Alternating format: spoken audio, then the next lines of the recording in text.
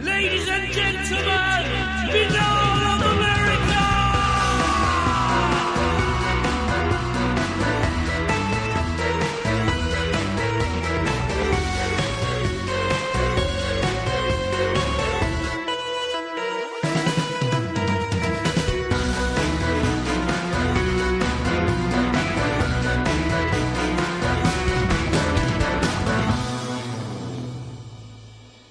And now, ladies and gentlemen, your host, Tim Binnall. No commercials, no subscriptions, no network, no rules, and at the end of the day, my friends, no comparison.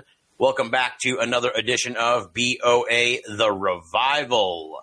And I think we're going to have a really fun show tonight. It's been a while since we got into the world of UFOs, and really that's where I cut my teeth in the paranormal long ago. So I'm really interested in tonight's guest and his work. He's doing some fantastic work. He's Tanner Boyle. You've probably heard of him. He's kind of he's been around a lot lately. He's kind of burst into the scene in the last year or two, and he's been on a lot of shows fairly recently. He was on Steve Berg's show just a few weeks ago, and he's getting a lot of attention for his fantastic writing over at Tanner Boyle is Spooked, and you can find that at tannerfboyle.substack.com. And let me spell that one for you. Tanner, TANNERF, BOYLE.substack.com. And he, well, we're going to get into this, but he explores a lot of stuff that we love here on Binnall of America, historic, quirky UFO cases, and what may really have been going on there, if not Little Green Men. So that's what we're going to get into. So welcome to the show, Tanner. I'm really looking forward to talking to you. I'm a big fan of your stuff, so I think it's going to be a fun conversation. Yeah, I really appreciate you having me on. Yeah, thanks for having me.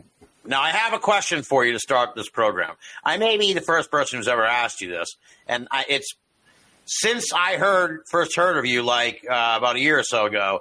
Oh, I know what this question's going to be. I don't know. Okay, go ahead. Okay, we'll see. All right, we'll see. Is Tanner Boyle your real name? Yeah, it's not a Bad News Bears reference. My parents had no idea. All right. Because, yeah, I've been dying to ask you that, man. Because, I've been like, Tanner Boyle, where have I heard that name before? And I'm like, oh, the surly little bastard on Bad News Bears. I fucking love that kid. And I'm like, right. I wonder if this is some kind of homage. But it is not an homage to Tanner Boyle from Bad News Bears. I don't know if I'd want to homage the badmouth shortstop who, says things that I would never say. Yeah, it's almost like my character. I'm like, oh, this is wild. So, all right. Well, now that I can put that to bed finally after all these months, I should have just asked you in Brian, but then I'm like, oh wait, he's coming on the show. We'll ask him that. Have you been asked this before? You must have gotten this plenty over the course. Oh yeah, a lot. Well, I mean, I liked baseball growing up, so I feel like just the people I was around kind of knew the Bad News Bears, and then it was wait, do your parents know that? And the answer is no. I'm actually named after a character on a soap opera. Oh wow! And Boyle's just your name. Yeah. Yeah. All right. Well, on that note, as we start out every Binnall of America show, with a new guest, the bio, the background. Who is Tanner Boyle? How did you get mixed up in all this? And, take us sort of your journey, not just, all right, you have an interest. There's lots of people that have an interest. Then to decide I'm going to put myself out there and write about this stuff. So take us on that journey. Right. So I would say I was exposed to the UFO world, the Fortean world pretty early on, just wandering around my local library and seeing that section. And it's in fourth grade reading Richard Belzer and Jim Mars, because the section back then was very small. I assume now it would be bigger. But I've sort of always had that interest, and I've gone back and forth with it, but it's always kind of in the background. I wound up writing a book from my time in college about Charles Fort's influence on science fiction. Right. Yeah. And once I got into that, it just kind of ballooned out into being like fully into like the fringe areas again. And I would say my current line of thinking is sort of influenced by like Mark Pilkington's Mirage Men or Martin Cannon's The Controllers, things that I kind of wish I had come across earlier, but it's been like a recent development. I feel like both of those things kind of expand how you think about the UFO topic, maybe even the paranormal in general, to a lesser extent. But yeah, that's kind of how I got to where I am today. There I you go. assume Yeah. it's a very normal progression. Yeah, that's one of the more normal ones I've heard, for sure. Yeah, that's pretty much kind of in keeping with my sort of journey, I guess you could say. Especially Jim Mars. He got me started on all this. So, Oh, right. yeah, he's kind of my main man there. He's God rest his soul, Jim Mars. I wish he was around today. The shit he would be saying and seeing. It's like, dude, you died like 4 or 5 years way too early, obviously. Longer than that, whatever. But you know what I'm saying? It's like, damn, dude, things got crazy after you died. Kind of like the same with Stan, almost the same with Stan Friedman, too. It's like, Stan, shit, everything went shit house after you died. What happened? The cosmic Watergate is not occurring as he said it would. Certainly not. Certainly not. May I ask which Jim Mars book was the one that got you started? Ruled by Secrecy. Oh, Yeah. okay. Yeah, I picked it up in like late 2003, and then then I immediately picked up Alien. I loved it, read it cover to cover. Then I got Alien Agenda, like from the same bookstore. Just went back and bought Alien Agenda. That was back when he only had 3 books, so it was like very early Jim Mars. Yeah. Those are the 3 books I would have had for Crossfire, Rule by Secrecy, and Alien Agenda. Alien Agenda, yeah. And obviously, Alien Agenda is the one that struck the biggest chord with me. But super interesting guy. I find myself thinking about that book a lot because I think I've almost underestimated how formative it was. But that was the book I read, and then I was like, "Oh, I'm all in." Yeah. Well, you know what? Really kind of had a similar effect on me. I don't know, Gods of Eden. Have you ever read Gods of Eden? I actually haven't, but I have it behind my head back there. It's tremendous. On the to-do list. Yeah, it's tremendous. I tried to track that guy down, but he just wrote the book and fucking got out of the scene.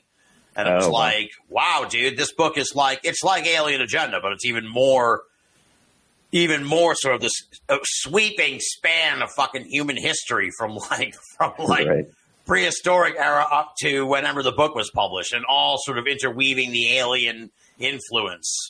You know, it's like an ancient alien, Gods of Eden. It's like an ancient alien book that takes you through all human history and paints it under the. It's wild. It's really like. I'll have to put that higher up in queue based on your recommendation. Yeah, it's fantastic. I think. I talk to any of these old heads, they'll agree with me. Gods of Eden's like a really lost classic. So what I find interesting about you and your work is I think we share kind of similar points of view on a lot of this stuff.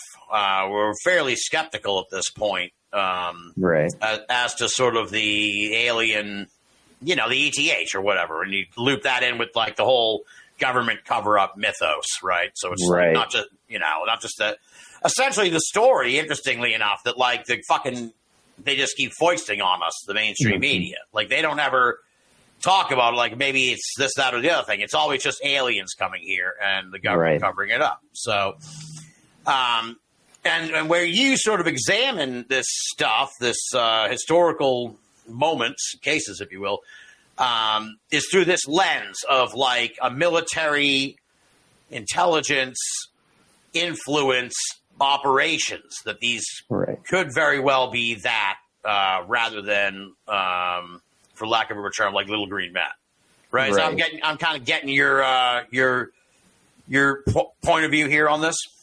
Oh yeah, I think that I've sort of come to that as an interesting way to examine these cases, because it does have some like historical basis. Right. If you talk about things like Paul Benowitz, my shirt currently is Leon Davidson's ECM plus CIA equals UFO. There is a basis for military operations. Honestly, the UFO topic has always been like a military topic. Yeah. And that's true regardless of how you cut it. It's always the military is either going to have the answer, they're hiding the answer, and I've just found that that's like, it's a much more grounded approach, but it's no less interesting. Is why I've sort of kind of continued to pull that thread. Because like the perpetuation of this myth, that may sound too harsh to call it a myth, but the perpetuation of like the narratives you get over and over again that's like an interesting story in its own right. The fact that it keeps happening, it keeps getting, people keep believing it. Yeah. And you're talking about like the current mainstream approach to it. And I can't help but just think of how like contextless it always is. And there's such a rich historical backdrop that all these things have that is never really approached, I guess, because it's pretty complicated. I mean, you know that, I know that. Yeah. But you'd think they'd at least like gesture towards it a little more. Right. Well, you make an interesting point. I'm sort of basing this on the very insightful post on the Substack, the Manifest UFO, where you kind of spell out your perspective on this. And you do make a couple of great points that you make several, but that this idea that a lot of this shit can be orchestrated by the government is actually more plausible than like aliens coming here and doing, like, it answers more questions. Like, it kind of can put this all into a nice, neat bow, where if you're like, well, if it's an alien, how come the alien did this, that, and the other thing? And like, I can't figure these aliens out. And it's like, well, maybe if it was people, that would explain this, that, and the other thing that happened. No, I think it is like a rare explanation that like covers all, like, it can cover all bases. I don't know that it always covers every base well, but it has to be said that, like, some CIA operation of like a similar sort of operation had like they exist in like the historical record. And I think that alone kind of makes that explanation for the UFO ET question way more plausible than something that we have no material evidence for. Yeah, exactly. Yeah. And I mean, I could definitely, I can humor like a interdimensional or like something more metaphysical, but that's not usually what we're given in this current this current thing. It's all very material. It's all very like, oh, this is real. And these are like humanoid beings like us that are flying here in little metal machines. Like, it's like, okay, so they're not. Yeah, they don't give you much wiggle room there on the aliens. Yeah. Yeah. Well, and just like the communication with them, that's coming into vogue. The crash retrievals have been in vogue since God knows when, but that's still going on. And you'd think we'd have something from that point. I mean, I've sort of, I sort of wonder sometimes if that's just been like a huge misunderstanding of like foreign technology that was captured. The crash retrievals. Right. Yeah. Like Yeah. I think, and because like, I'm sure they use code words. And if you're just some guy coming across like paperwork and it says like, I don't know, maybe not extraterrestrial craft, but like another word for foreign, but maybe a little more exotic. Yeah. You'd be like, oh, there's no way this is from the Russians. This is from outer space.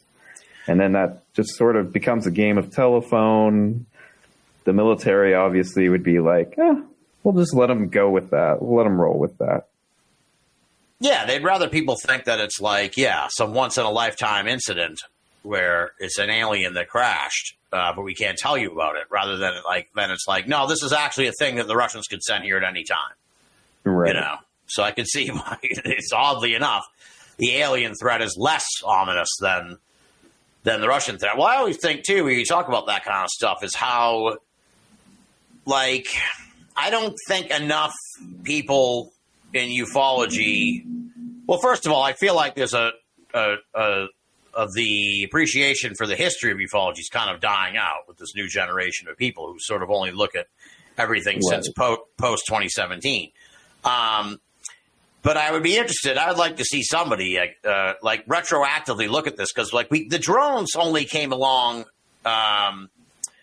They only kind of burst into the zeitgeist like in the last, I don't know, since 5 years, let's say, right? I have a hard time conceptualizing time, I guess, but sometime like in the last 5 years. But that's when it was like, oh, drones. People started getting drones. You could get a drone of your own. Then it was like, oh, it turns out the government has awesome drones. And it's like, okay, we need to look at this and then retroactively look backwards and be like, okay, what could have been fucking drones? Because clearly these things didn't just pop up overnight. So I part of me thinks like a significant amount of UFO cases, like in some window of time leading up to the drones bursting on the scene, had to have been drones. Right. Well, and I mean, there were significant developments in like unmanned aircraft, I would say 70s or earlier. It just wasn't, it was still in development. Right. Still very top secret. And I mean, I think that's like people sort of acknowledge that a lot of these things are probably military aircraft, but I don't think they sometimes realize how like exotic military aircraft can look. Yeah. Like I see some of those old, like really sleek, rounded edge. I don't know. This is probably not good, but I don't know military aircraft models that well. That's fine. I'm saying. But like from certain angles, they literally look like saucers, and it's like, oh, well, you could have easily just seen that at like a weird angle and misconstrued it. But that seems to rarely be the case. A lot of times it's like, oh, military couldn't build something like that. Right. Well, I think that's sometimes true, but I definitely don't think that's always true. Exactly. Yeah. No, for sure. Like I'm saying too, you drop somebody like in 1987 and they're out in their backyard and they see like this ball of light in the sky and it's moving erratically and it's like, no aircraft can do that. But it's like nowadays a drone, that could be a drone with light on it. It's not that, but if it's like flying all over the place crazy, they're like, what could that be? So, yeah. But it's interesting too, like I said, this sort of angle looking at it is niche even for the UFO community. You made an interesting point. You were talking about the Soul Foundation, and just that like this is supposed to be the cutting edge of UFO thought right now, right? Mm-hmm. That's buyer beware, and your mileage may vary, folks, but that's what they tell me. But no one, you make a point that no one is discussing this possibility. Like, no one's like, hey, maybe shit's being orchestrated by intelligence agencies and and the government. Right. Maybe this is all. Maybe this reemergence of UFOs in the second. There's clearly some kind of reason for it, but no one wants to talk about like the elephant in the room. Right. Well, I've kind of talked about how like the UFO topic is sort of like a no-lose situation from a military point of view, because you get both like this topic that requires you to listen and believe the military intelligence apparatus. It becomes a vital source of like intel itself. If you have a group reporting sightings, and I couldn't list all of the reasons right now.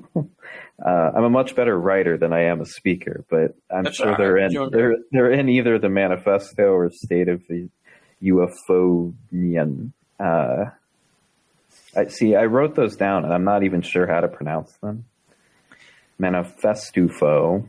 Manifestufo. Yeah, that's how I've been kind of saying it. But yeah, I recommend those two. I don't remember the other one, but they'll be able to find it. Those kind of sum up your take on all this. But like I said, you just don't hear anyone really kind of asking the question like, why is this all of a sudden really big, and like who wants it to be really big? You know what I mean? It's a very very surface level issues with this, which is ironic because the surface level issues are like fucking aliens coming here to.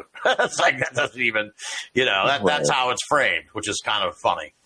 Well, I feel like it's become a lot more just like to view it like spiritually also has become much more like in vogue.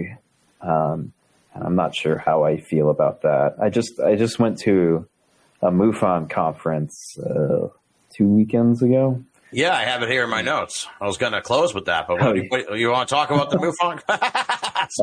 I could do that. I have an article coming out tomorrow that'll expand on it more, but I was just kind of stunned with how, like, the vast majority of the speakers thought that, well, I won't say vast majority, but like a bigger chunk than I feel like is representative of the UFO community at large thought that UFOs and alien abductions were like demonic in nature. And then another speech, it was more like, it's still spiritual in nature, but they're a good thing. And like, I don't know, like I don't go to many UFO conferences. This is actually my first one. Oh, congratulations. Thank you. It was a lovely time. But I always assumed MUFON was more into like investigating. Yeah, well, I mean, with like the field manual and they got labs and stuff. It's like, well, this is the most ass backwards framing of this, so forgive me, folks, but in defense of MUFON PA, they did have John Ventry there, so I get the impression they're kind of a rogue operation in the MUFON hierarchy. I get the impression they're kind of like an outlaw territory in old parlance. That might be true. I guess I'm not like in the community enough to know like when I'm in outlaw territory. Yeah, that's just a guess on my part. I feel like that if he's speaking at the event and he's like a pariah, then it's like clearly these people are playing by their own rules. Yeah, well, it definitely was. Well, I mean, speaking on that, it is just kind of it's kind of a weird operation to have essentially a former state director still run the conference. But who am I to... That's what I'm talking about, yeah. Who am I to question... What was the... Oh. Yes. Another thing. Okay. Chris Mellon was supposed to be there. Chris Mellon was not there. Ah. Did they offer refunds? No. Ah, classless. Well, it's even more offensive because he's only like, I want to say 30 minutes away. Well, you need to write the MUFON constabulary or whoever is in right. charge, alert them to this outlaw operation. Well, what was I'll the write attendance? a wiki. Probably like 150 total, kind of going in and out of different. Well, I saw that you went, and it was you had told me before, and then I kind of looked into it too, and it was like there is. I forget who I was talking about this with. I don't even know if it was on the show or not, but it's like there's a quaintness to the old style, what you experienced in a way. Like everyone crowds into a fucking Holiday Inn ballroom for an afternoon is way different than like those are kind of a dying form of entertainment, I guess you could say, or enlightenment if you were into that. They're almost like the old traveling tent shows or something. It's like they're dying out. I kind of wish they weren't dying because I definitely like that vibe. Maybe it's just because I constantly read about like the conferences happening in the 90s, and it's like, oh, I wish, but it was an interesting little venture. It was good to give me like a framing of like the community that I'm writing about a lot. Yeah, that's always good. Yeah, at least to an extent. Was the mood like excited? Do they think that they're closer than ever now, so they're really close, kind of thing? I actually don't think so. I didn't get that vibe. If anything, it was kind of like paranoid, like they're here now and they're demonic, kind of thing. Jesus Christ. Yeah, that was at least like 3 of 7 of the speeches were kind of like that. Weird. Well, that's certainly not the approach I take, but I'm open to all manner of opinions. Yeah, that's like a post-disclosure conference. Like they're like getting ready for the arrival or some shit. Jesus. Right. Well, yeah, that's interesting. That's interesting. Yeah, those are kind of dying out. One of the topics you write about a few different times is the Betty and Barney Hill case. Maybe this could be an example of where you see this sort of potential intelligence and government interference, the possibility that maybe this was some kind of operation, for lack of a better term. Right. Well, so other researchers like Martin Cannon, and there's another good Substack called Nuts and Boltzmann that's kind of, they've started a series on it, and I think it's going to be continuing. That's kind of examining like the like military operation angle of the Hill abduction. But it's definitely one of those cases where I just constantly hear like more things that make me go, wait a minute, like right. But for instance, Martin Cannon has talked about how he's heard a recording of Betty Hill when I don't think she knew she was being recorded, where she essentially says that her and Barney were like pro-Soviet communists. And you hear that, and then you think like, oh, while all your friends from Peace Air Force Base, if you're communists, you're in the NAACP, right? Like, it's a question worth asking, because usually the military doesn't rub shoulders with people of that, like civil rights, like one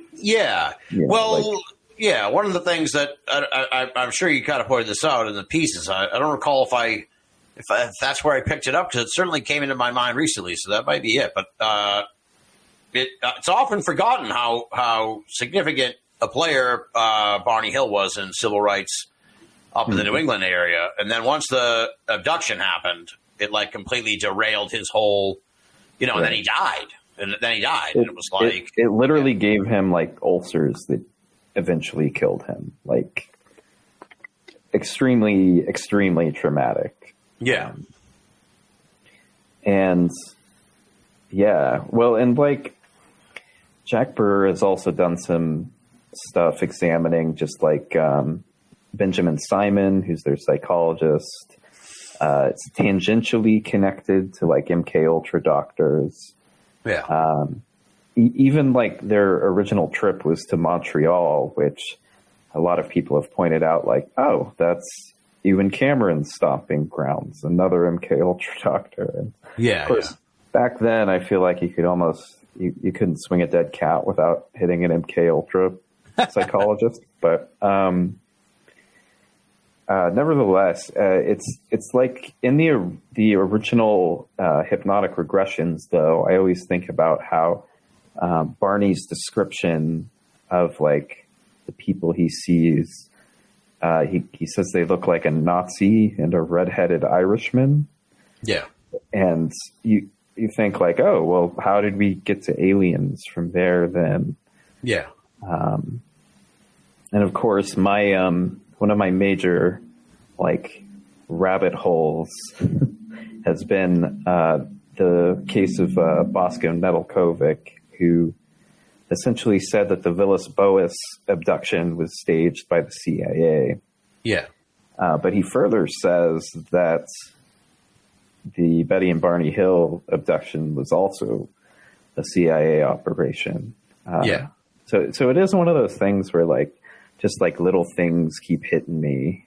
And even recently, I was reading Forbidden Science, the Jacques Vallée journals, and he talks about the people who kind of convinced Betty Hill that what she was dealing with was like extraterrestrial UFO encounter, like kind of really pushed her to that idea. Yeah.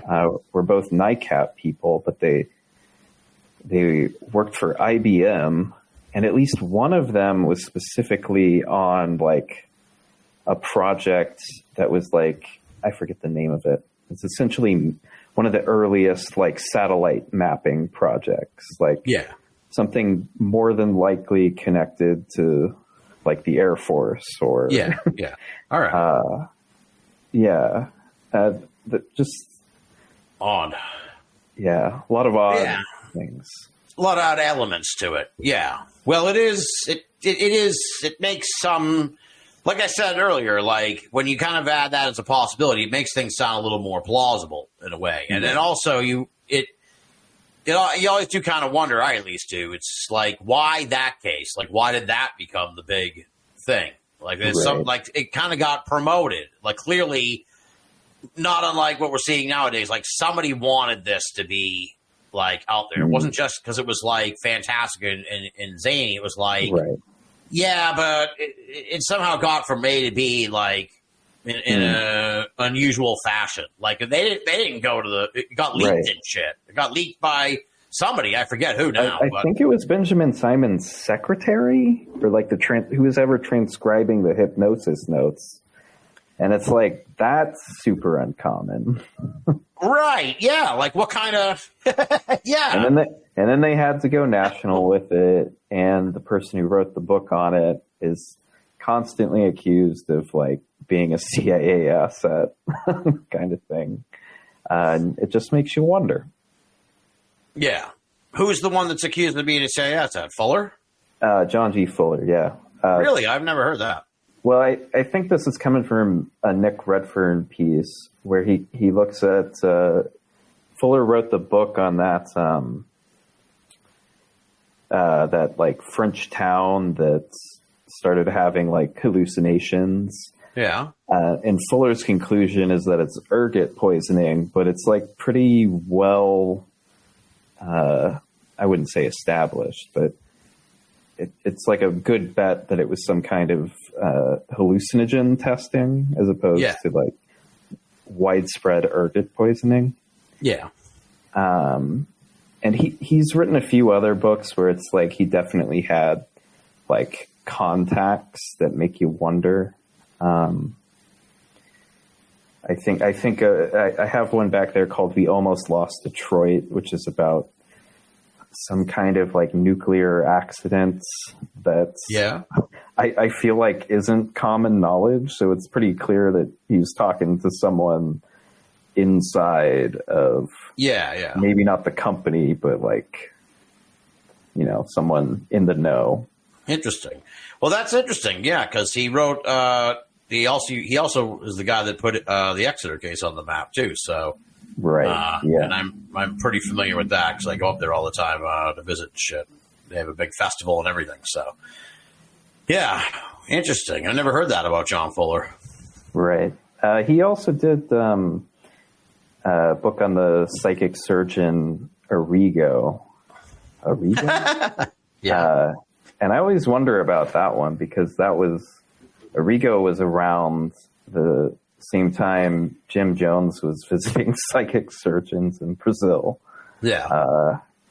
Yeah, just interesting things. Arrigo was possessed by the spirit of a German doctor named, I want to say like, I don't know, some extremely German name. Yeah. It's always made me like wonder what's going on there. And he could perform surgeries like, well, is that what the story? Yeah, he could like, well, his nickname, I think the title of the Fuller book is Arrigo, Surgeon of the Rusty Knife, because he'd use rusty utensils, his hands, and he'd be able to take out tumors, and people would be healed. But, you know, it's one of those things where it's like probably a lot of sleight of hand. Yeah, where was this? This was in Brazil. Okay.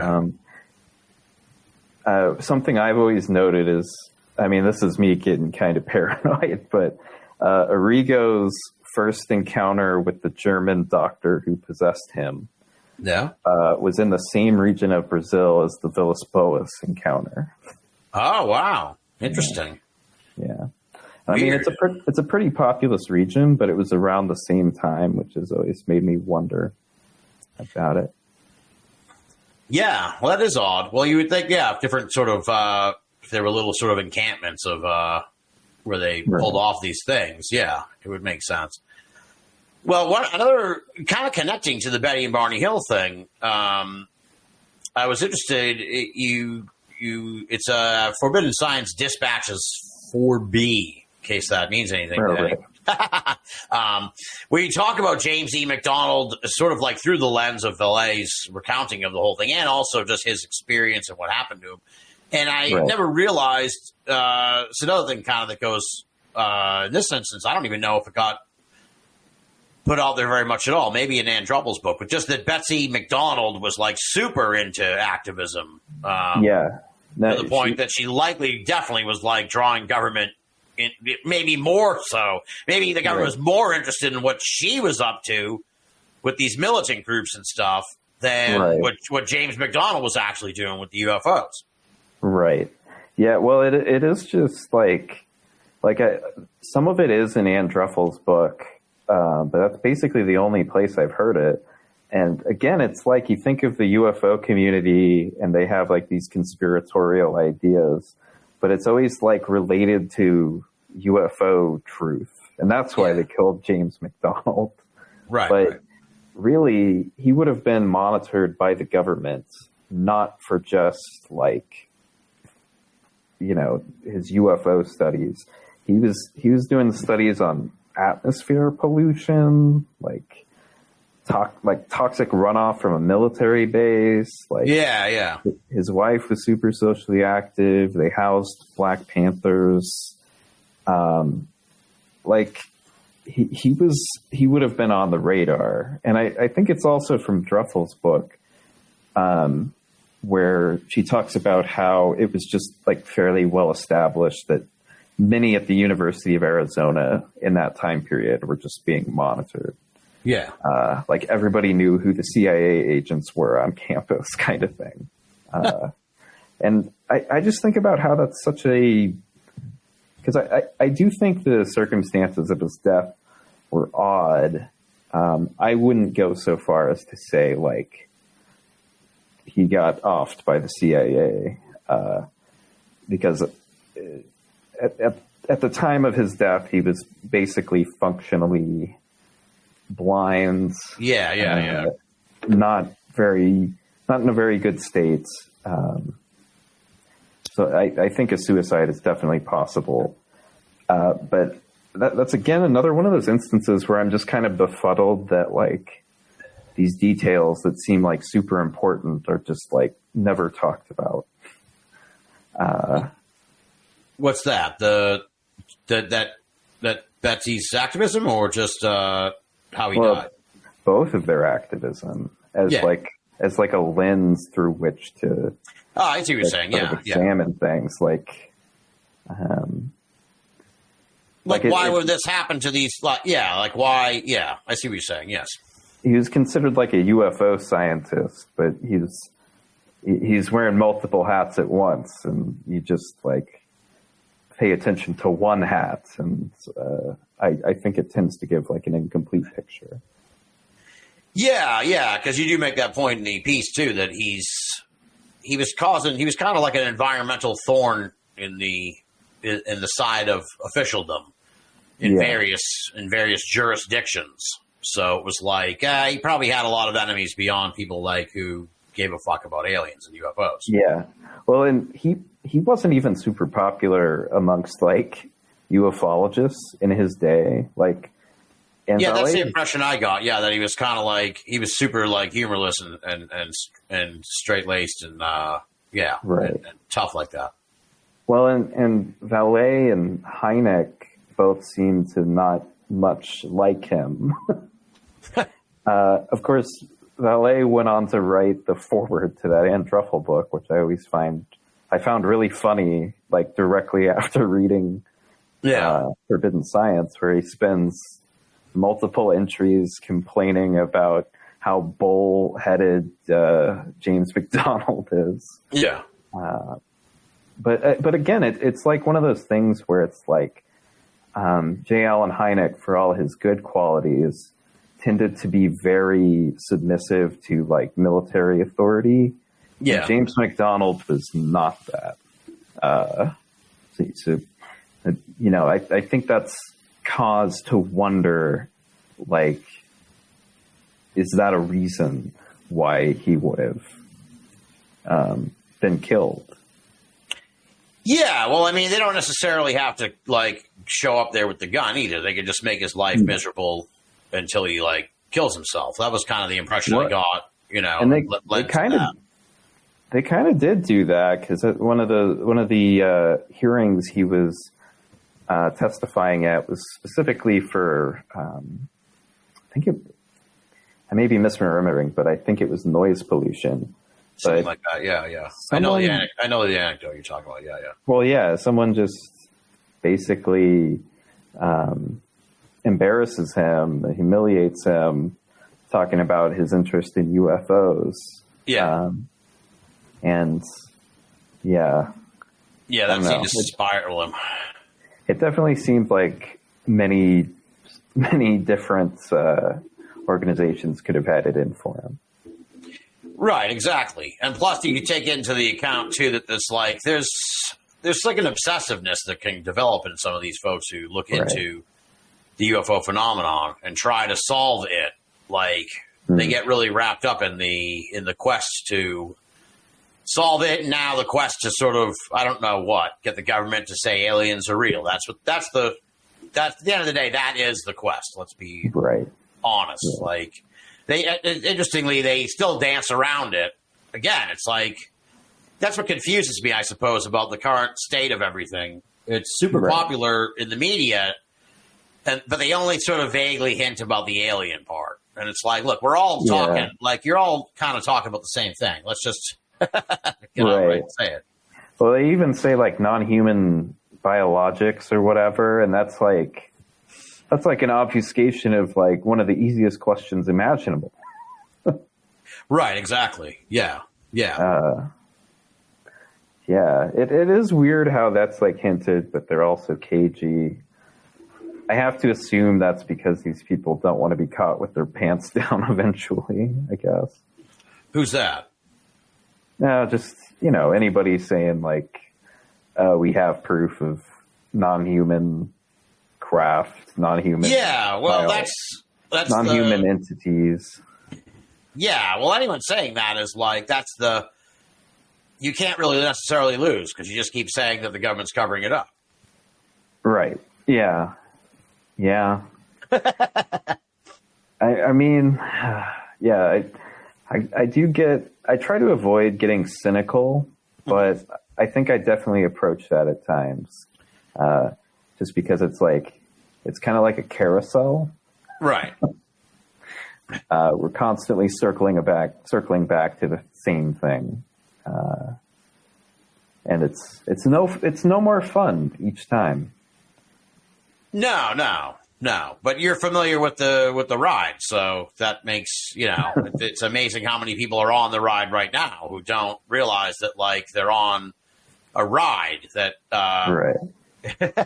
Well, and I would say my approach is I analyze the different animals of the carousel and its construction. Right, exactly, yeah. Well, that's what I like about you. You post in the Manifestiofo that see, I got it that time. That was a good pronunciation of it. Yeah, I think you're right, and I don't think I've ever said it out loud. Is that you're a lot like me. I got shit for this when I first got started in the field long time ago. That I'm more interested in the characters and the people than the actual phenomenon. Because the phenomenon more often than not is kind of super fucking vague or hard to wrap your mind around. It's it was a glowing light that moved around, or it was a ship that came. It's I don't even know how I can. Right. But and I think this is what you're doing, and what a lot of folks have done in more recent times is I think a big piece of the puzzle is missed on the people who actually had the experiences. And if we look deeper into them, like you were talking about Betty and Barney Hill, Jim McDonald and Betsy McDonald, if we take a second look at the people, who are kind of the center of these stories, it's well, maybe there was more, maybe they're the key to this whole thing. And then again, then that wraps into this sort of intelligence operations sort of theory, if you will. Right. Well, I think the longer I've been sort of in this field of study, I guess I'll call it. Yeah. I found that some of the most interesting and probably relevant material literally comes from things that researchers say to one another that never get printed. Oh, absolutely. Yeah. And yeah, I mean, I find that interesting. I don't necessarily know if that's a good way to keep at it, but I would hope some of these things get written down sooner or later. Yeah, but you, I guess that's a different sort of animal in a way, but you're talking about sort of a researcher to researcher. But in a way, too, you see that nowadays. We've always seen it. But it's people say they're told, they know things, but they can't really say. There's always kind of allude to things. They've been told things by certain people but you never really, you never get the payoff to it. Right. Endless game of telephone kind of thing. Yeah. What I also find kind of frustrating about sort of the current zeitgeist is there's a real lack of interest in the high strangeness side. Oh yeah, for sure. And I'm I was raised on Fort. I was raised on Keel. Yeah. These guys were weirdos, and they loved soaking in a bunch of weirdness. And nowadays it's interpersonal drama and rumors without much of a good story behind it. You know what I mean? Yeah, and it's government issued UFOs. It's I've taken to calling it, it's the UAP era, and all these people care about is the government and the government's deal with the UAPs and shit, and people are forgetting, you never really hear too often a crazy, story. That I guess the one with the Las Vegas aliens might be the most recent one that was kind of okay, that's a crazy ass story. But generally, it's UFO world. As dumb as it was, the Miami Mall aliens was a pretty good day. That's true. Also, yes. Also a that was a scary one only because it was Jesus, they could really spread the craziest stories out there with bad videos and shit. Right. Yeah. I mean, I find that interesting. I feel for most of my life, even in the social media era, the UFO paranormal stuff has never been sort of this prolific, I want to say. Oh yeah, for sure. Definitely UFOs. This is like the biggest UFOs have been since probably when the X-Files became super big. Right. I think it's even bigger than that probably because now the government's talking about it. Right. But I find that weird because it's more boring than it's ever been. It's totally more boring. It's completely more boring. The government's made it super fucking boring. That's partially, I think that's why you see a lot of it's this interpersonal drama because the phenomenon itself is not very interesting. Right. When you look at it through this contemporary lens. It's really, like I said, it's all just shit the government's seeing, the airplanes are seeing on their radars. It's never like the good stories like we used to hear growing up that was like Pascagoula or something. Right, like abductions, freaky entities. The ones I really like are like when there's like poltergeist activity after the UFO encounter. I guess that kind of exists in the Skinwalker story, but I'll ignore that one for now. Yeah, that one's a whole kettle of fish. That's a wild one. Yeah. Yeah, we're still waiting. I feel like that's a story that's not going to be fully told for like another generation or something like that. No. There is something like, I don't know, the way it's been sort of like, I remember picking up like Hunt for Skinwalker and being like, this really doesn't get to the bottom of anything. And then I've heard all the stuff from the new one, and I always feel like there's just lingering questions where it's not like trying to answer whether the paranormal was real, but like just like circumstantial questions, like how did we get here that haven't been answered. Like that was my main takeaway from a lot of the Skinwalker books. I haven't seen the show. Have you seen the show? No, I don't really watch any paranormal TV. But I've seen. That's probably extremely wise. Yeah. Well, I work in paranormal all day, so. But yeah, no, I don't know. Yeah, Skinwalker. Yeah, it's something's off about it. Just how it got mythologized and then commodified. But along the way, they never actually got anything. Like they never actually proven that this is some kind of like spooky wonderland of weird. It's just you just have to take it at face value. That's kind of the idea at this point. Well, it almost feels like an ARG, except no one can participate, but a bunch of government guys. Right. Well, that's become ufology, the UAP era now. It's kind of what I was talking about. I've mentioned this a lot of times on the show. It's very reactionary. As opposed to back in the day when the UFO buffs were like, okay, something happened, let's go look into this thing. Now it's like people are just reacting to whatever the latest machination of this boring-ass legislature and government, DOD investigation is. Right. Yeah, no, there is just a lot of things missing that, that's an understatement of the century, but it could be done in a way that I would find more entertaining. But I'm almost like, I almost get like bored of like reiterating what I've said like 30 times at this point, where it's like, you can't really trust these people. Please reconsider. Look at the history. Yeah, no, they're not going to listen to us. We've all been saying this kind of stuff since it happened, but it is what it is. I mean, I get it. I've been on the more believer side of the spectrum at different points in my life. I get it. I think that's why it still interests me and why I still write about it. Is because I do understand like the fascination.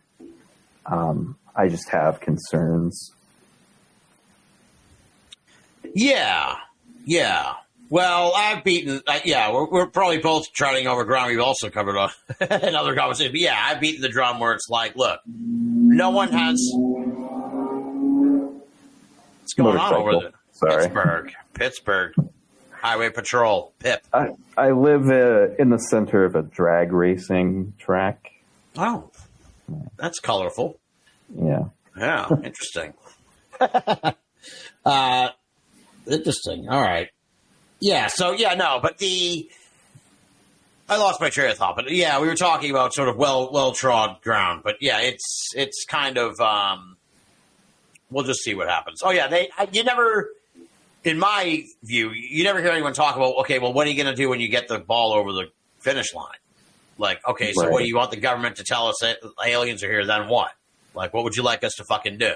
You know, like, right. Like there's this misconception that all of a sudden the aliens are going to be just sharing the planet with us immediately, and it's like that's not how it even works, dude. Like, right. None of us are going to fucking Mars. Well, I'm still not quite sure what catastrophic disclosure was, but I knew we were almost there at one point. Catastrophic disclosure. Yeah, did you ever get like a good definition on what that meant? No, I don't even know. I never heard of this. What is catastrophic disclosure? I don't know. I heard it in the rumblings, but it was like, we still haven't gotten the truth, so we're approaching catastrophic disclosure now, when all of the white hats will come out of the woodwork and reveal all of the government's secrets. I guess that's why it's catastrophic. Sounds pretty catastrophic, yeah. Well, we'll see what happens. Involving aliens or everything? I assume UFOs and aliens, but... All right. Yeah. Jeez. I can't imagine caring about aliens now. I've gone beyond that. I've gone beyond the aliens now. I'm like, fuck the aliens, dude.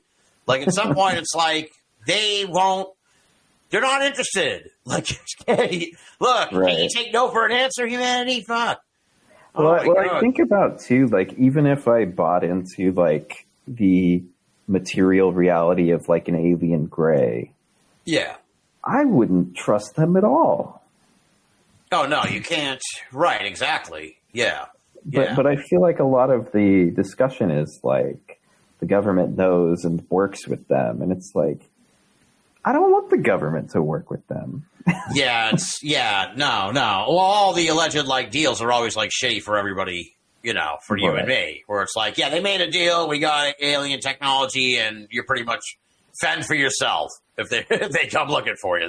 We've got free energy now. You can't have it, but we'll use it on our military vehicles. Yeah, and also you may be hunted by aliens. Right. I'd actually see that would be. I'd be down for at least if they disclose that. It would make life a little more interesting. Yeah, we'd be trying to figure out which fourth of us were being abducted every couple of months. Yeah. You'd live in it would just be a part of your life. It'd be like bear attacks, alien. It could happen. Alien abductions. It could happen. If the government told us, they cut that fucking deal. You know. Right. I hope it was worth it. Yeah. Oh man. Now, one of those stories, I feel kind of bad because you did it. You talked about it on Steve Berg's show, but I'm a huge.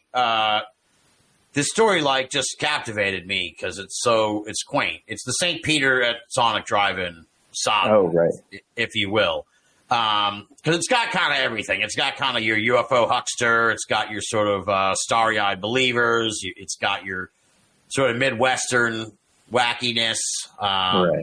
It's just got it all. It's sort of like actually, I was surprised that it was like not entirely that long ago, right? It was just like 89. Yeah. You first hear the story, you kind of think it's like the 60s or something, but it's like, no, this was like, I was alive for when this happened. I just didn't know about it when I was a little kid. Right. So can you kind of give us the rundown on the story? Sure. So St. Peter at the Sonic Drive-In is about a collection of UFO believers in Russell, Kansas, which is a teeny tiny town out in western Kansas, famous for being the home of Bob Dole and Arlen Specter. Oh, wow. But it's only like, I want to say 3,000 people. Super small. and this woman named Donna Butts. I try not to laugh at that every time. It is hard for me to say. Maybe I just haven't left grade school yet. Yeah, so when you say that, then you give me license to be like, oh, well, that is rather clever. You're right. So Donna Butts was basically I would say a channeler, but apparently there were like physical contacts with aliens / angels. It's one of those like complex religious cosmologies where she has an initial UFO sighting, and then that cascades into just all manner of weird beliefs. And what always impresses me is that she convinces the person who investigated her UFO sighting from CUFOS, a guy named Dr. Scott Corder. Yeah.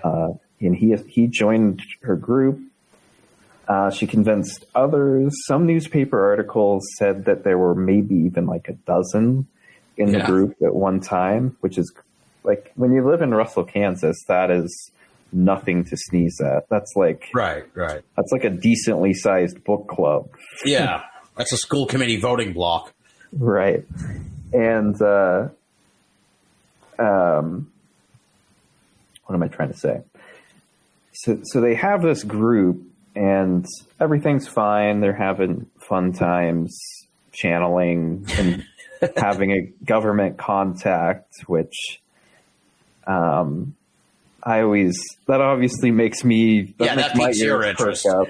Yeah. Because when I initially started writing it, I was like, oh, this will just be a fun little story about a group of UFO believers who went missing for a bit, and the investigation. And it's a pretty unique story. Not many people have heard about it. It'll be fun. Yeah. And then there's like 100 pages of them talking to some guy who says he's with the Pentagon. And obviously my ears perk up. They eventually disappear when a member of their group passes away, because they think it's a sign that like revelation is coming. Oh God. And yeah, they disappear. Everybody in Russell freaks out. They make jokes about how they were abducted by aliens. Yeah. Lots of fun stuff like that. And eventually it turns out that they were flying to Israel to witness like the end of days happen. But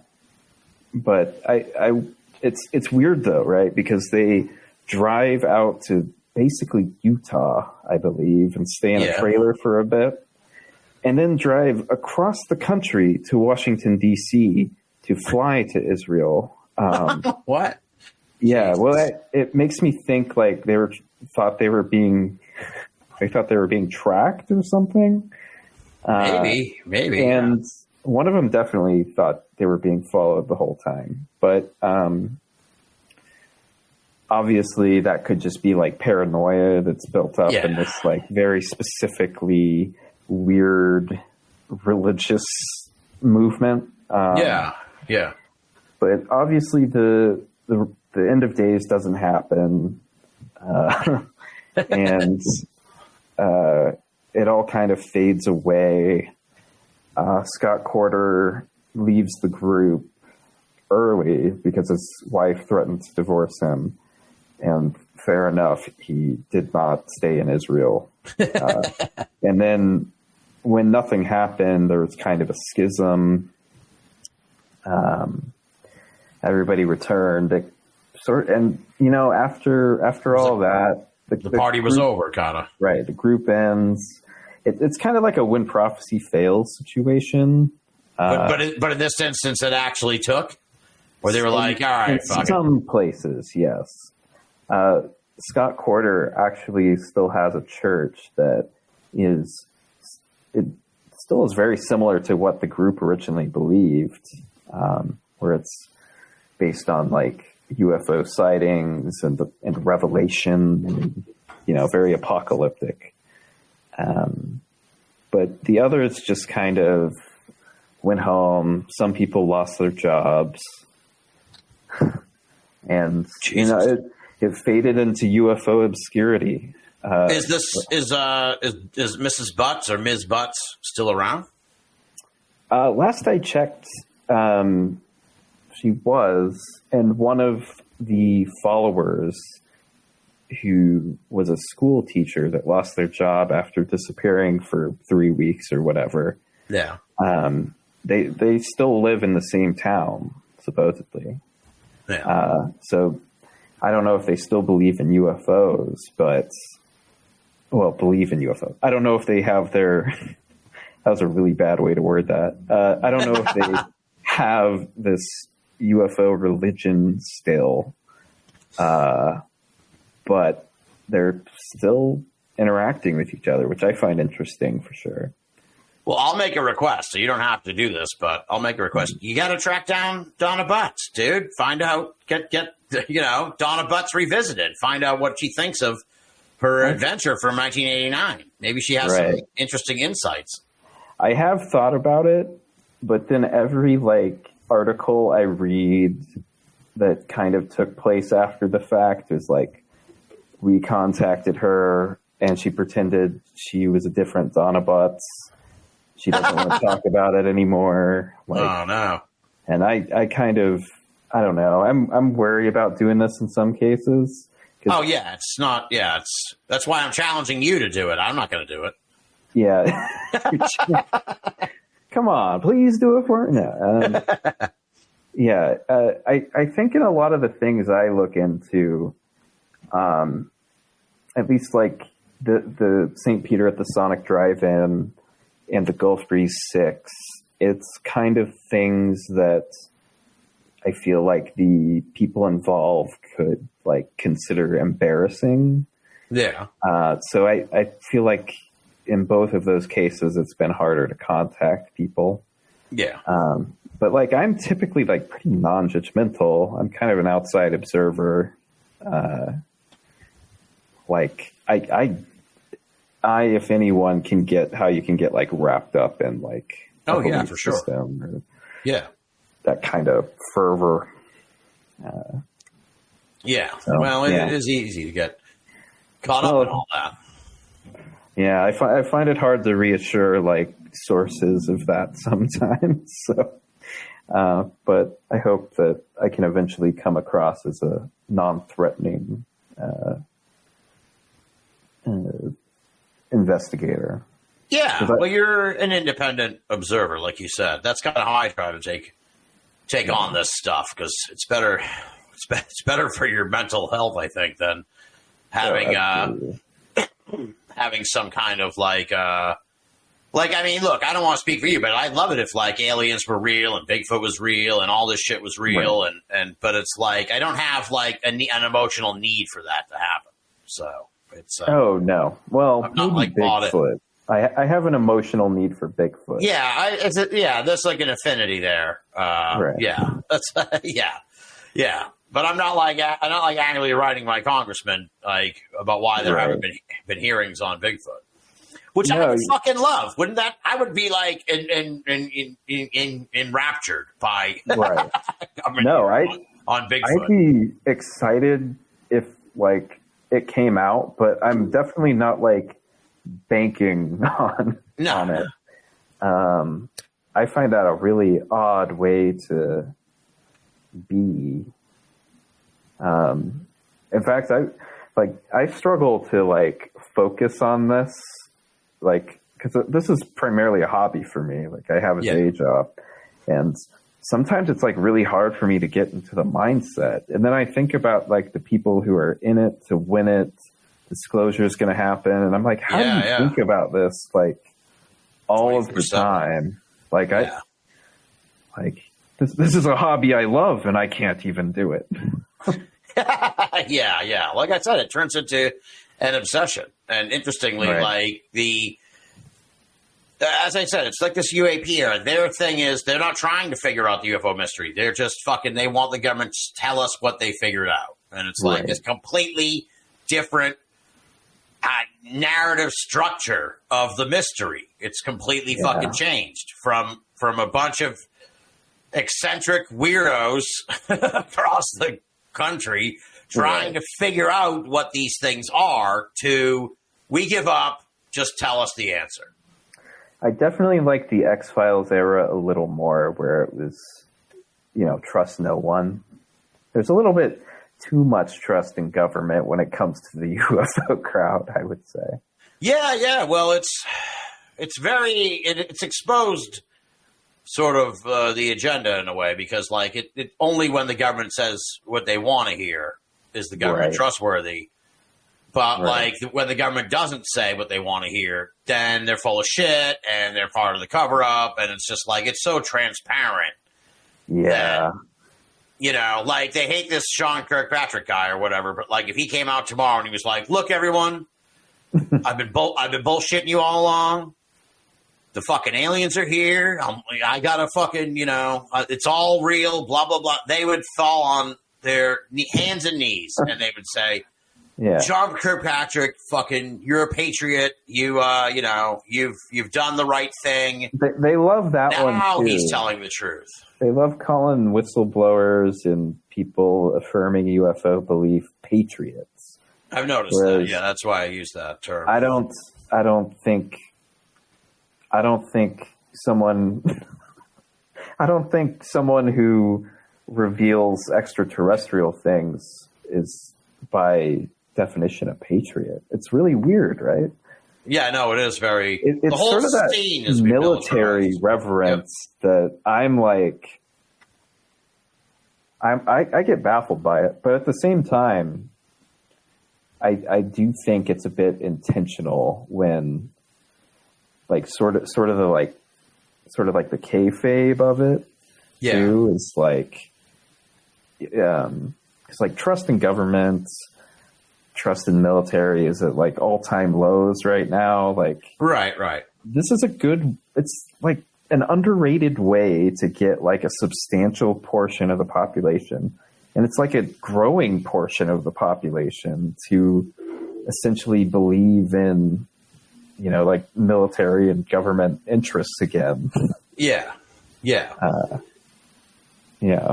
I'm just sort of riffing at this point. No, this is Binnall of America, man. This is what it is. It's this is how it goes. But no, you're absolutely right. And the whole thing when this reemerged has been framed as like a threat. That was the much controversial AA tip. The T in the tip was threat. So it's like, all right, well, because up until then, I mean, I don't know about you. You have an understanding, appreciation for UFO history. Besides, the human hunting aliens for their wacky abduction experiments.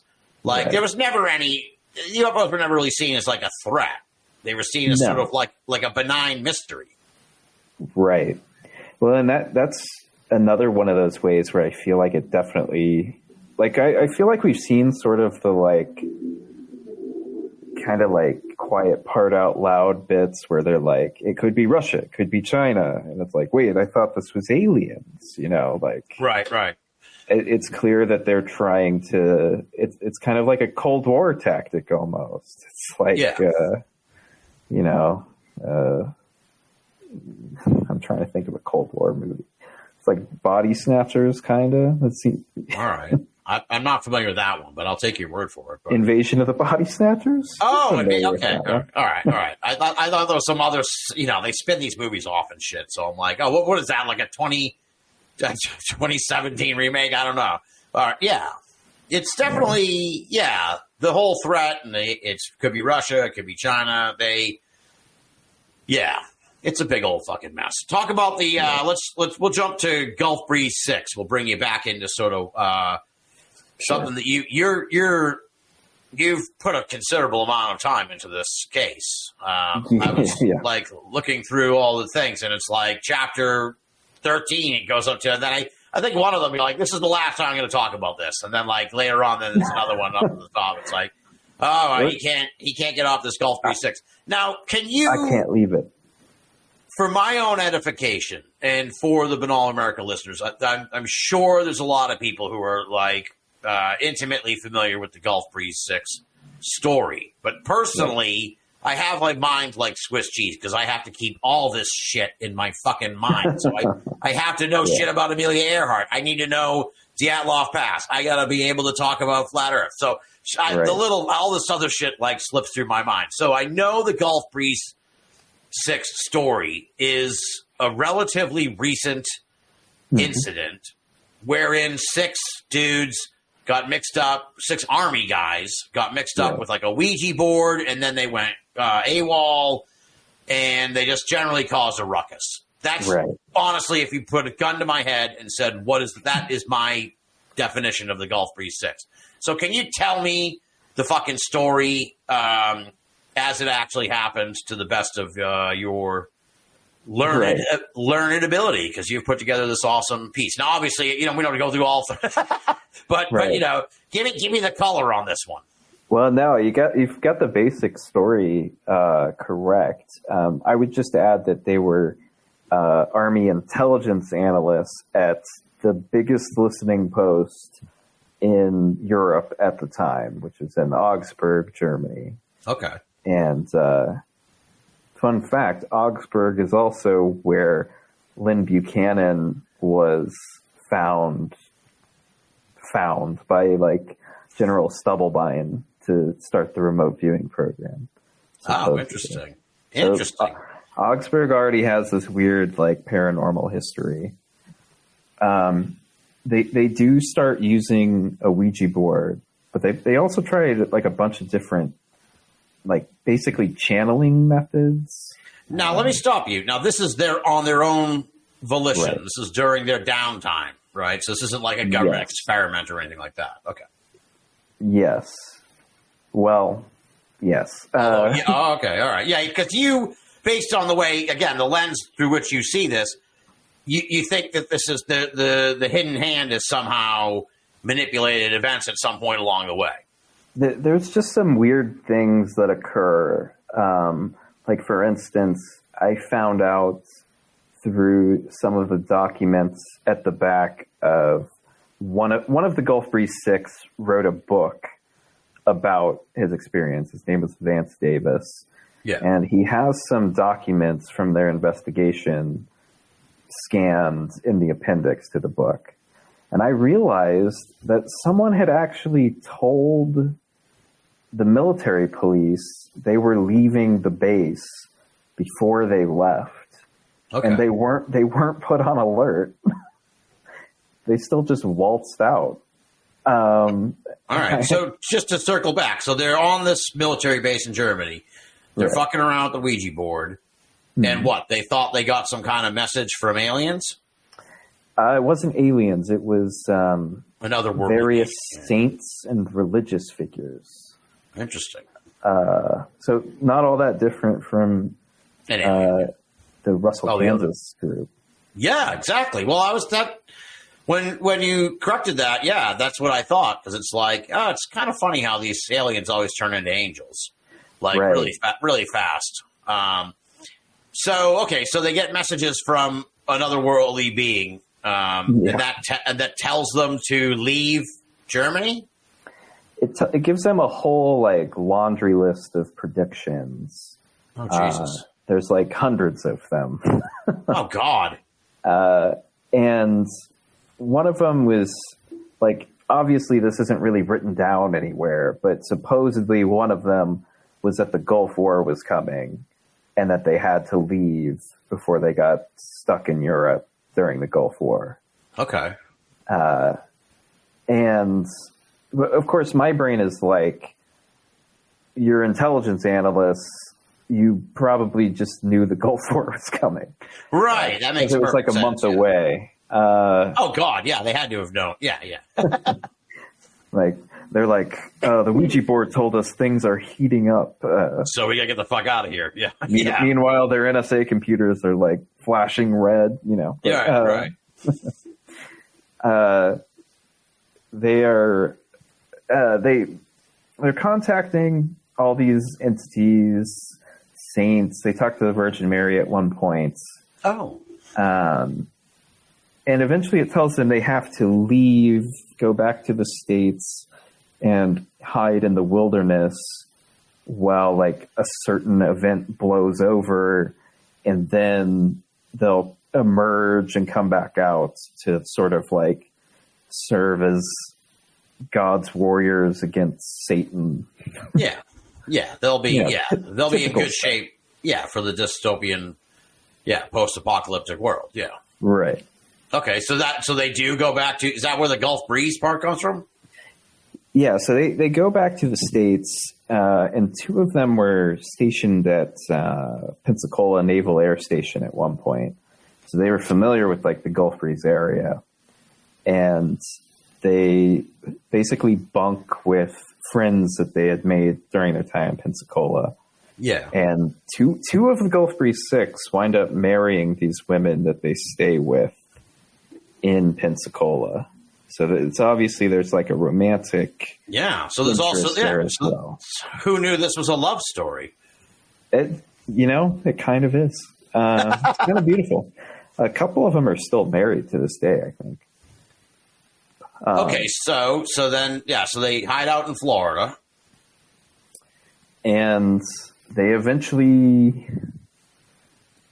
It's weird. They get caught out for one of them has like a busted tail light, and when he's trying to go out to a nightclub or something, the officer obviously runs his information, and I forget which soldier it is. I think it's Michael Heckstat, and he's like, "Please don't look me up. You'll be signing my death warrants," which is technically true because like desertion is like technically death penalty in some cases.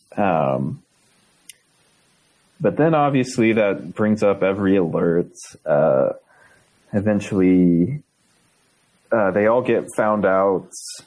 All get arrested. It's like basically like a SWAT operation. Jesus, to find them because they assumed that.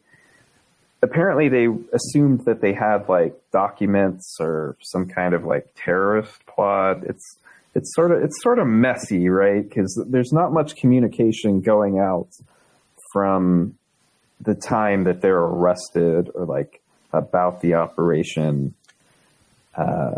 Right. But it would stand to reason if you put yourself in the shoes of the government. It's like these 6 guys just up and took off. Right. And then went to Florida. It's like clearly you would think like, oh, they're up to something. They're right. They must have some kind of like agenda here for why they, unless all 6 just like wanted to, didn't want to fight anymore. They weren't even like soldiers really. They were kind of more intelligence.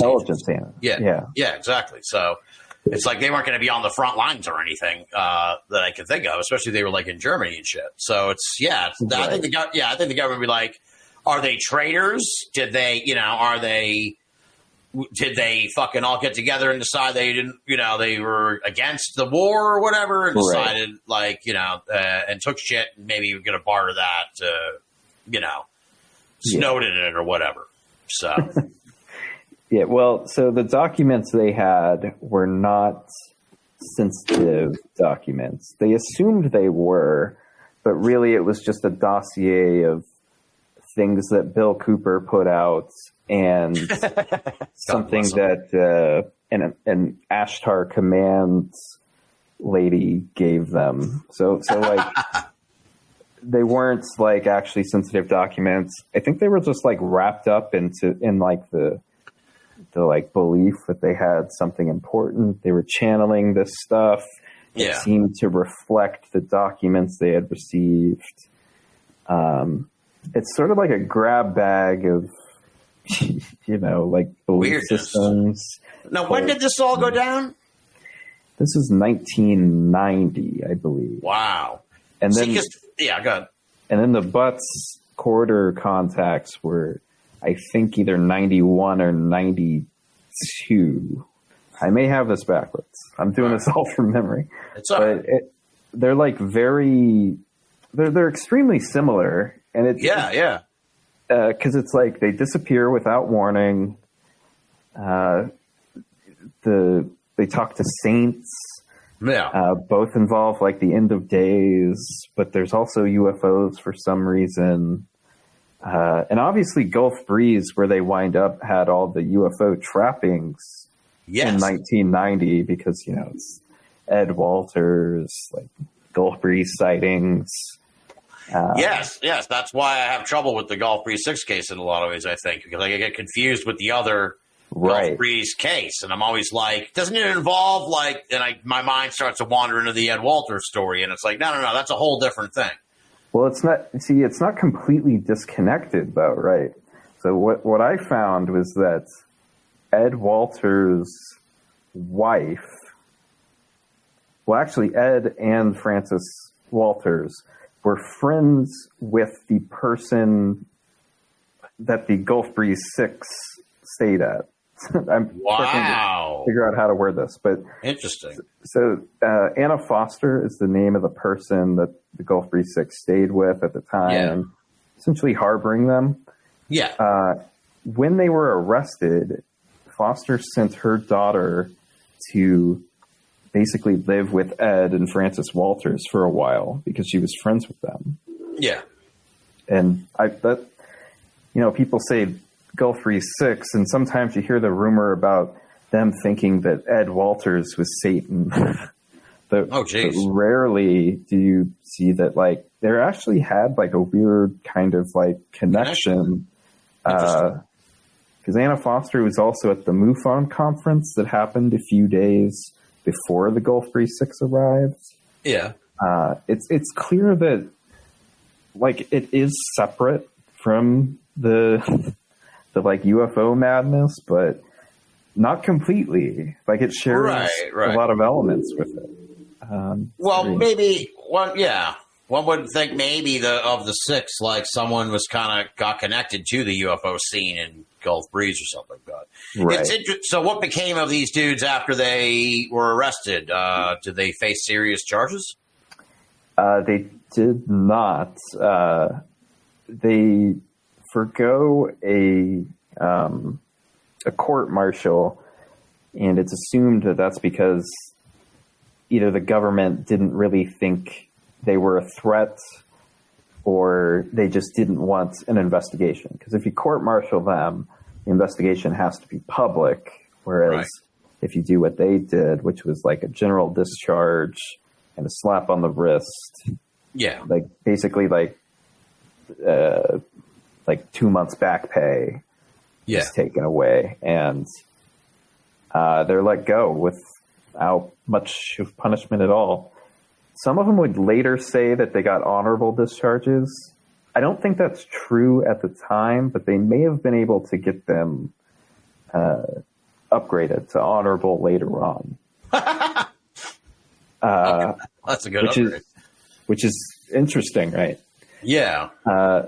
So Vance Davis is the most vocal of the Gulf Breeze 6 after the fact. In fact, a few of them were on like the sightings episode that had them, but Davis is like the only one who's like written a book or talked about it post like 1995. Yeah, that's what I was going to ask you. Yeah. It's just Davis that talks about it.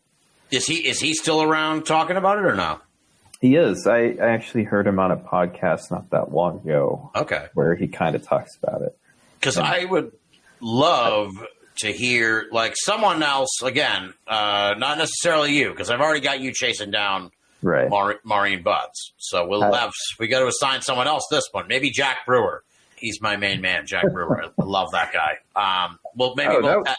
That was another thing about that MUFON conference. They said Jack Brewer wrote an attack piece on David Jacobs. I don't think that's what that Graves Have Been Framed chapter is.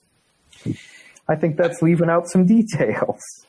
I don't know how facts constitute a hit piece, but that's it's like when the facts are super shitty, dude. I don't know. I mean, people draw their own conclusion, Dr. Jacobs. Right. Well, I happen to notice the facts weren't mentioned. In fact, very little detail was mentioned other than that the book was an attack piece. You'd think they'd give a reason, right? They don't want to open that can of worms, I'm sure. It would have been great if someone raised their hand and was like, what was that attack piece about? What was what were the details there, sir? But how we got on track. Yeah, I would love to hear. I would love it if someone could track down these other 5 guys. Maybe one of them would be interested in talking, now, almost 30 years later or whatever. There are a lot of these characters still floating around from some of these, my white whale, Jamie Shandera. Where is this guy? Right, yeah. I've always wanted someone to find Jamie Shandera and get him on a podcast and sort of just revisit these olden days. But yeah, the Gulf Breeze 6 people would equally be interesting to hear from. I believe you me, I've tried to contact some of them and haven't really gotten much at all. Yeah, I've gotten a hold of some people that just kind of seemed annoyed, but it wasn't even one of the 6. It was someone who I thought could let me talk to one of the 6. So. Oh, yeah, so it was like a cousin or something. They're like, why are you contacting me on Facebook about my crazy cousin right. who got mixed up with the Ouija board, man? Get the hell out of here. I did find something that I feel like has been under-examined in the Gulf Breeze 6 case, is that one of the 6, Ken Beeson, actually wrote a fiction novel in 2013. Oh, wow. And when I looked it up, I realized that it had only been mentioned in one above top secret post. Yeah. And I just kind of came across it on Amazon. I was like, has anybody ever read this? And did you read it? I did. And I think there's some readings of it where it's extremely similar to what went down in Germany. Interesting. Where, literally the Antichrist is the villain of the novel. And it definitely makes me wonder, is this just him admitting that it was an imaginative thing, wasn't real? But then again, I don't really know. It could be a veiled memoir or something. Yeah. Well, what interests me too is no one knows the dynamics of that group. Right. You know what I mean? It's who was the leader of this? Who kind of was along for the ride? Who got swept up in it? Later, who wanted to get bail out? Was this is crazy. You know what I mean? There must have been some wild adventure there was a wild. Well, adventure. even that the dynamics change depend on who's talking at a given time. It's pretty bizarre. Some places say that Davis is the leader. Other places say Beeson. Sometimes they have an equal role, So, and then sometimes one of them was, I can't remember the name at the moment, but it completely changes. Sometimes some of them are seen as followers. Other times they're just this is all based on interviewing fellow soldiers who knew these people. Yeah. And it seems very different from what is conveyed in both Vance Davis's book and what's conveyed in later newspaper reporting. Yeah. It's definitely very hard to get a clear story. Yeah. So I've tried my darndest, but I still don't exactly know what I would conclude with the Gulf Breeze. Yeah. That's why I keep adding on to it.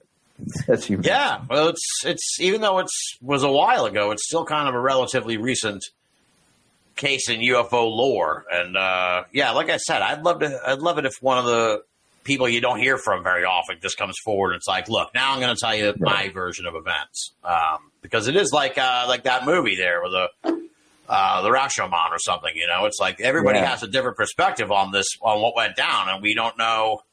We've only heard a handful of takes on it. So I mean, we've only really heard like one completely, and I feel like that's Vance Davis, and it's kind of changed depending on which time he's told it. Right.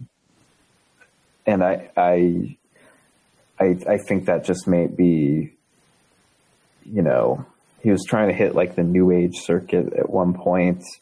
But I also think just like maybe there's some things where he has to like conceal what was happening. Yeah. Depending on like what exactly it was, you know. Right. Jacques Vallée basically was like, I wonder if they actually got this information from the same source that they got their, you know, the intelligence they were analyzing. Was it actually from a Ouija board, or was it from one of their like monitors, you know? Yeah. And that's like a reading I definitely am curious about, but I don't. At the same time, I feel like it could be a mixture of like things that they're getting from science fiction, things that they're getting from, you know, in foreign intelligence. Right. Just like Then whatever they perceived they were getting on the Ouija board, maybe. Right. Well, and like preconceived religious ideas. Yeah. Like one of them was Catholic, and what do you know? The Virgin Mary has contacted us. And Right. It's like that's why it kind of became like a cosmic gumbo. I feel like is because everybody was kind of throwing their belief systems into it. What an interesting! It kind of became like a cult in a way. A little bit, yeah. Well, and some at the base basically said like, oh yeah, they were a cult. They went by the end of the world cults. Everybody knew about them. Everybody avoided them. Oh, there you go. They thought they were special, kind of thing. Oh, weird. Like, yeah, it's very interesting. Yeah, that's fascinating. That like a cult could spring up in such a strange location. Well, what really gets me is like it seems like everybody knew about it to like the extent that like the higher ups probably definitely knew about it. Yeah. But what do you do? What do you do about a cult? I guess they should have broken them up and been like, "Look, we're you know, right. you guys are stationed over here now, and you guys are breaking up the weird cult that's you know developed in the barracks." Well, and I always found it weird that you could just buy. Apparently, they bought more than one Ouija board at the PX. And is this like the military store or whatever? Right. Yeah. Why are they even selling them in the first place? I have no idea. I think about that every time because they break one of their Ouija boards at one point, and then they go get another one, and it's like, why the heck does like the military store have Ouija board? I guess it's just technically a board game, but I still find it's like weird. That's super weird because it's also like the 90s, so it wasn't even like. I didn't think Ouija boards were that popular back in the 90s, so it's even more strange. You know, I can't think of a sort of a contemporaneous type thing, but yeah, it's like, it's weird. But there's even like the Satanic Panic was kind of in full swing at that point too, right? And I would think like the military wouldn't like. You know, the military is typically like pretty conservative. I almost feel like they'd be like, nah, we don't need a Ouija board on our PX. Yeah, it's like where would you even stock that? You know, like was it with a bunch of board games? Maybe, I don't know. Right. That's the only explanation I can think of, and even then, it's like it's not even. It's a fucking Ouija board, dude. Like, why would you even introduce that into the ecosystem? Yeah, into the ecosystem of all this, but who knows? They were apparently, it's apparently extremely boring to be stationed in Germany at the time. Yeah. So I guess I can understand why they sort of got enveloped in this. But I still think like there's some like, just a lot of unanswered questions around it. Yeah. And I don't know that we'll ever get them all answered, but you know, I'm almost like imagining this situation now because we're kind of hung up on the Ouija board at the store part where it's just like, that was some experiment where they're like, right. We'll put the Ouija boards, we'll see what happens with these guys, get the Ouija boards, and it blew up on them in Germany. It was like, oh shit, they formed a cult. Like all the other bases, they just fucked around with it and then fucking collected dust after the first time they played around with it. But turns out in Germany, they made a cult. Right. I mean, it is odd. I mean, I kind of go back to like the higher ups knowing, and I had mentioned that someone had reported them trying to leave the base. Yeah. Like, basically being like, they're threatening me unless I hold on to their stuff in the States for when they arrive. Oh shit. Thing. So it's like, why didn't anybody take that seriously? Yeah. Why were they ever allowed to go? Yeah, especially if they were known as like the end of the world cult. It's like, right. And I presume once they went missing, then how long was it between when they took off to when they got caught? I believe it was like a week. Oh shit! Okay, well, I was imagining like 6 months. Oh no, they found them relatively quick. All right. They were in prison, in like military prison I think they start at the naval station, and then they go to Fort Benning, and then they go to Fort Knox. Yeah. If I remember correctly.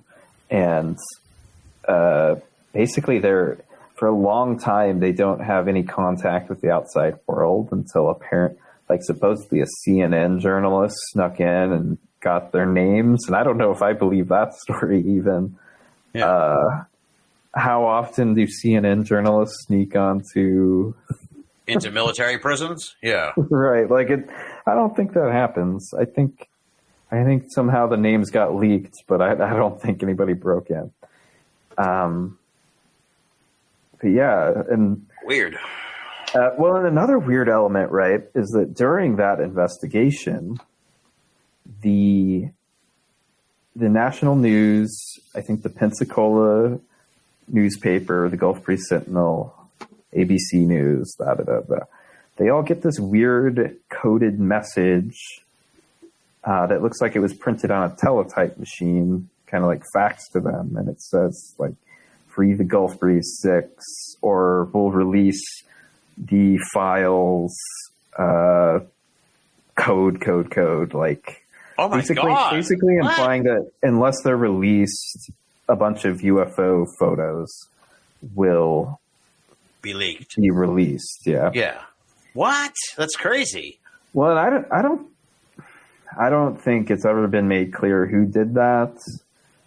I almost think because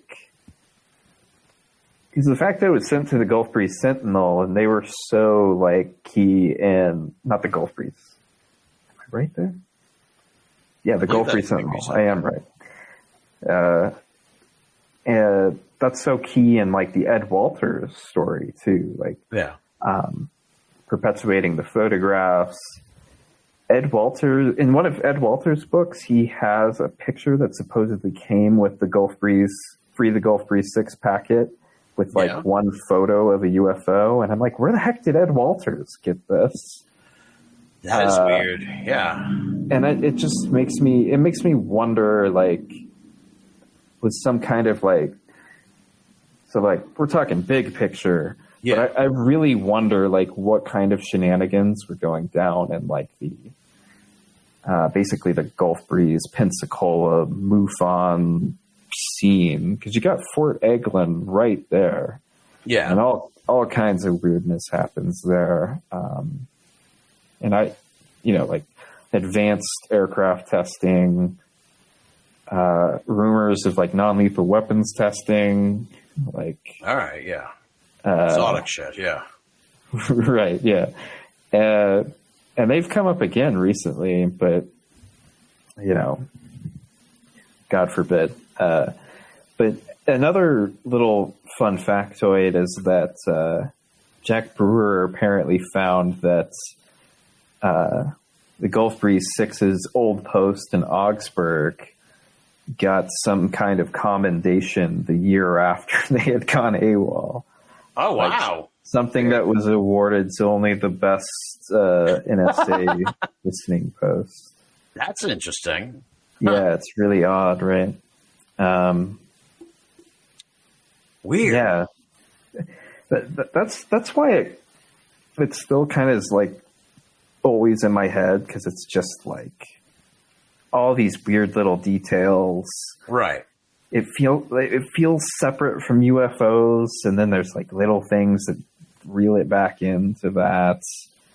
It's got military intelligence, you know, Lynn Buchanan's old stomping grounds. Like, what is going on? Yeah. I almost wonder, because I'm letting my mind wander as we talk about this. Yeah, maybe it's like some kind of fucking like real-time training exercise or something. Right. Where they're like, how do we track down? What if we lose a group of rogue dudes that leave? Like, how do we track them down? Let's let the guys go, you know, or something like that. And I mean, yeah. It's yeah. Well, and another thing is Vance Davis claimed to work for he was in fact stationed at Fort Meade at one point, and he claimed to be part of the remote viewing program, or, you know, like part of the experiments.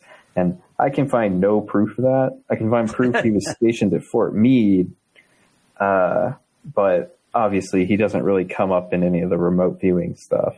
Yeah. And it does make me wonder, though, because he makes a lot of claims about being trained in Silva method, like self-mind control. Oh, like basically like putting yourself into an altered state to have a better memory, and it's basically like self-help kind of stuff. Weird. Yeah. It goes weird directions where he has like a mind palace where he talks to a blue alien that cures his flat feet. We're going in a weird direction. But this is brought up only because he would later claim on Coast to Coast that the Army and the NSA had the records of his Silva method training. Yeah. Interesting. I have no idea if that's true. But well, they never show you anyway, Tanner. Come on. Right, that's true. So, I mean, you know, when the remote viewing program's going on, I'd at least almost believe that they were like, you know, we'll get these guys that have done this weird new age course for 4 years to come join our group of analysts. But yeah, there's I find the whole remote viewing thing kind of fascinating, just because it burst out on the scene and then kind of went away really quickly. So it's like, okay, what was that all about? You know what I mean? I feel like there's more to it than, than we've maybe necessarily been told. But what that more to it is, could be anything. So, so I don't want anyone to ascribe any crazy belief here, but it's, something. There was something going on there. I've been meaning to get into it because I'm at a stage in so I'm sort of going through Jacques Vallée's diaries in order and sort of writing an article just about if I find something interesting. Yeah. And I'm in the section where he's basically working at SRI a lot with Hal Puthoff and Russell Targ. And that's the birth of the remote viewing stuff. He's meeting Uri Geller. He's meeting Kit Green. We're getting into the weirdo stuff. Yeah, you're getting into the aviary type area, and then it all, it takes off from there. That's kind of it's interesting how many of the players are still kind of involved after all these years. It's both interesting and incredibly depressing, but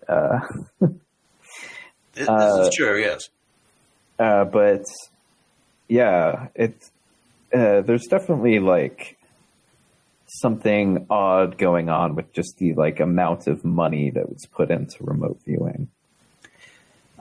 Yeah. It's interesting.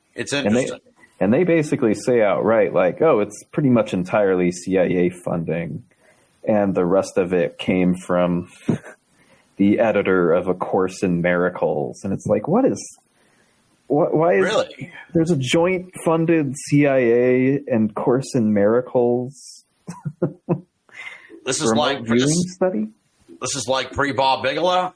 It's like they found someone else who was like had the money to pony up, and they wanted answers too. Interesting.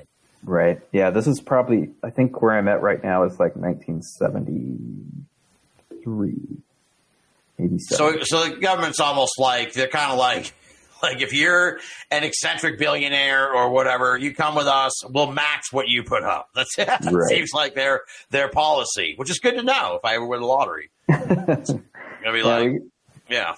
Let me know if you need help coming up with something good to get like, like military funding for bunk science. I'd love to help out with that. Absolutely, yeah. It would be like, look, I'll give you Department of Wildlife or whatever, like $10 million. Let's find Bigfoot. You got to match my $10 million. Well, with $20 million, we can easily find Bigfoot. Well, the Department of Wildlife knows Bigfoot is out there. They don't want us to know. That's true. No, that's true. If I ever won the lottery, I'd probably have some kind of absurd, like a lobbyist firm for Bigfoot disclosure. And they'd be like, "Oh, Jesus, come on, Binnall." Someone's got to do it because he can't speak for himself at the present. Exactly. So the hub for folks to find out more about you and read your stuff is tannerfboyle.substack.com, also known as Getting Spooked. And I noticed that you've kind of made the transition a little bit into some audio stuff over at the Substack. Right. So one of my best friends recently ended their podcast that me and some buddies had some episodes recorded for. I was given permission to release those episodes.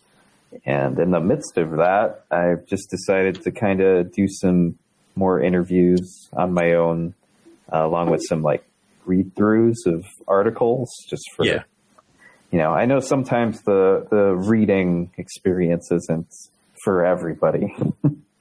Audio is definitely like the way to go. Yeah, no, absolutely. I could totally, it was cool. I saw the thing. I didn't listen to it, but I saw it and I'm like, oh, that's a neat idea to take these blog posts and kind of put them all together into a presentation. So I like it. I think it's a cool idea. Just a little experimenting with it at this point. Exactly. That's cool. You're having fun with it, I can tell. And it comes through in what you're doing. I can tell you're really enjoying it. And I'm really enjoying reading this stuff. So it's really cool. I said to Tanner before we started the show, it's like kind of gave him forewarning. I think that's a word. Yeah, forewarning that when we have a first-time guest on, we tend to kind of do greatest hits type stuff. And we did do that tonight with the Gulf Breeze 6 and St. Peter at the Sonic Drive-Thru. But this actually turned into more of a conversation than I expected because we just bounced around a lot of interesting ideas. And you're a lot of fun to chat with. I'd say the same to you. Oh, thanks, brother. Because I think we see things in a very similar fashion with all this. So, yeah, I really enjoyed the conversation. And folks should definitely check out your stuff. As I said, tannerfboyle.substack.com. Just type in Tanner Boyle Getting Spooked on the Google machine.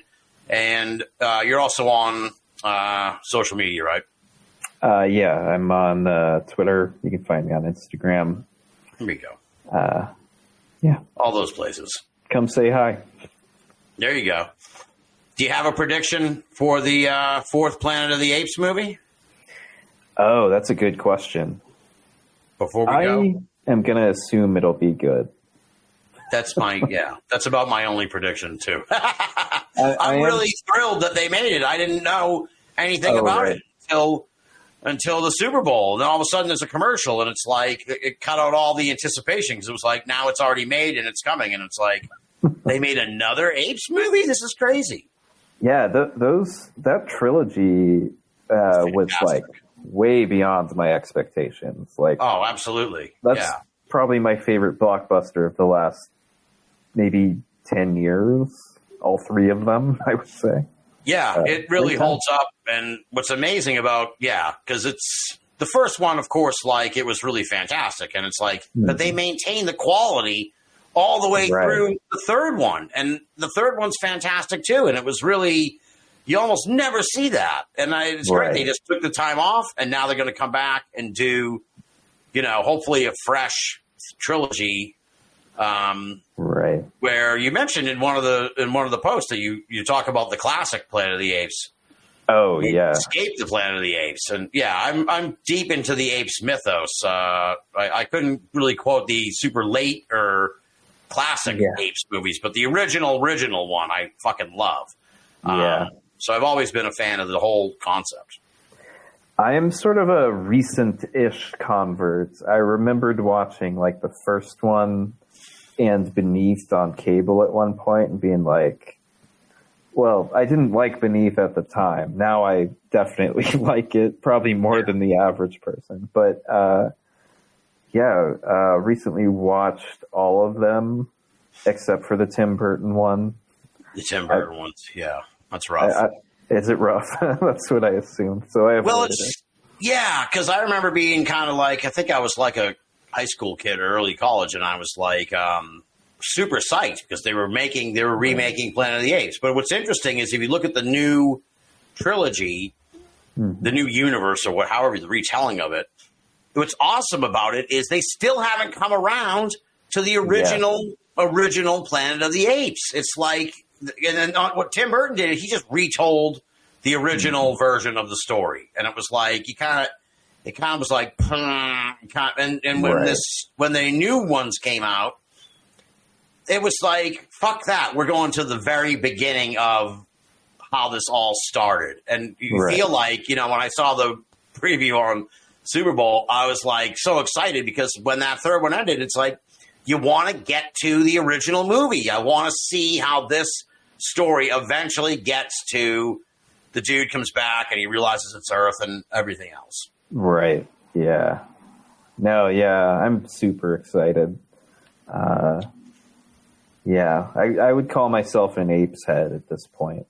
I'm definitely an Apes head. I'm a huge fan.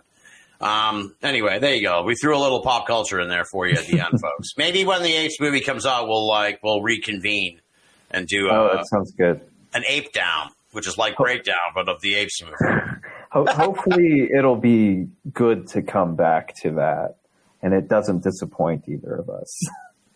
Yeah, they have a high bar to reach, but I think that they realize that. And I think they probably were like, look, if we do this one right, we can stretch it out for another 3 movies. And so, I hope so. I hope so. It seems like it's following a logical progression. So it's like, it does. It's it's kind of like the natural sequel. It's like, okay, now we're going to go a little bit closer to the end of, to loop it all around. So, anyway. All right, Tanner. Thank you so much. TannerFBoyle.substack.com is the website. Check it out. I highly recommend it, folks. The stuff that he's putting out is, if you're a Binnall of America listener, you've swum in these waters for a long time, and I think you're going to really, really like his take on this stuff because it's fresh, and it's original, and it's thought provoking, and it makes you look at this stuff from a different angle, which is always appreciated, especially for folks who've been looking at this for a long, long time. So thank you again, Tanner. We'll be talking again in the future, I hope, and have a good one, brother. You too. Thanks again for having me on. It's been pretty good. Really good chat.